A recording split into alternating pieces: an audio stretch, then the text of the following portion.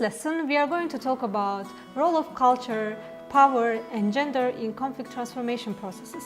Culture is not only an intellectual or creative product like music, drama related with religion or tradition. It's more complex and it shapes why things are done in a certain way and our understanding of why it should be so. Gender is also a social constructed phenomenon and usually is shaped by culture. It means that the expectation of what is appropriate for women and men is formulated because of their cultural meanings. In majority of societies, there are clear pattern of what is women and what is men's work. These patterns and explanations differ among societies and change over time because culture and societies are not static. Gender roles are also very dynamic and they vary in different cultures and different settings. However, it's also clear that women's role in many spheres as well as economic and political life is not equal to the men's because of long-lasting centuries of male domination. This gender-based power asymmetry results with lack of opportunities for women as well as prevents them to experience their full potential. Masculinity is constructed as powerful, aggressive, controlling, and femininity as inferior, weak, submissive, serving, or nurturing. Women's participation in shaping this role is no less, since they are the ones who spend most of the time with children and are their chief educators. In some cultures, this social gender norms has gradually been changing towards more equal and balanced power relations. However, in majority of cultures, the oppression of women is still going on. In war and conflict situations, power asymmetries present the high outcomes for women and men.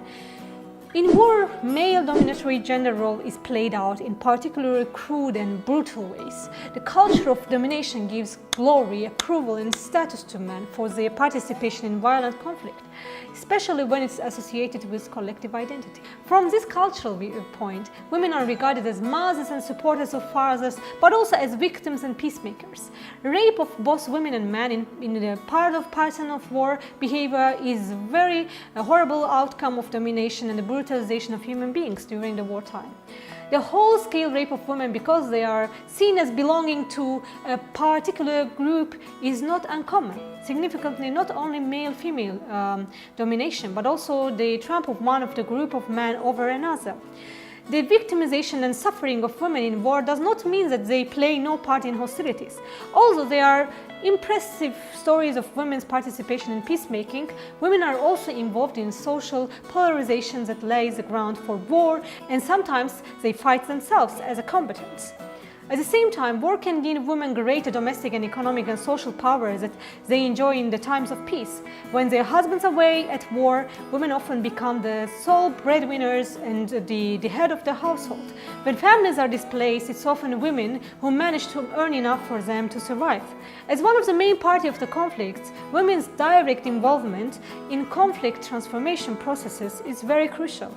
United Nations Security Council Resolution 1325, adopted in 2000, reaffirms the important role of women in prevention and resolution of conflict, peacemaking, negotiations, peacebuilding, humanitarian response, and in post-conflict reconstruction, and stresses the importance of their equal participation, full involvement in all stages and all levels of peacebuilding and promotion of peace and security. 8 more resolutions have been adopted since 2000 based on Resolution 1325.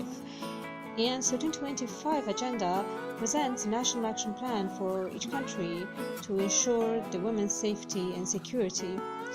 68 countries have already adopted their national action plans. However, only 16 out of the 68 countries have funding for the implementation of national action plans.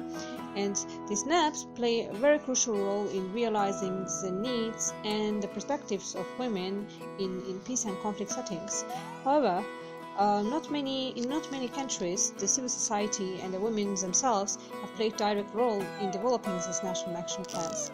In Netherlands, for instance, 45 civil society organizations has directly been involved in developing and signing national action plan along with the government of Netherlands. Netherlands, for instance, has introduced a program entitled Engendering the Peace Processes, which encourages Israel and Palestine to appoint more women in negotiation teams and political decision-making posts in ongoing Middle East peace processes. The African region developed the first Ladies for Peace initiative in early 1997, which has included conferences on peace and humanitarian issues, the resolution on which have been presented to African heads of state and governments. Georgia has adopted a national action plan for improving women's condition, which includes the development of the mechanisms of ensuring the active involvement of women in decision-making in armed conflict and peace building.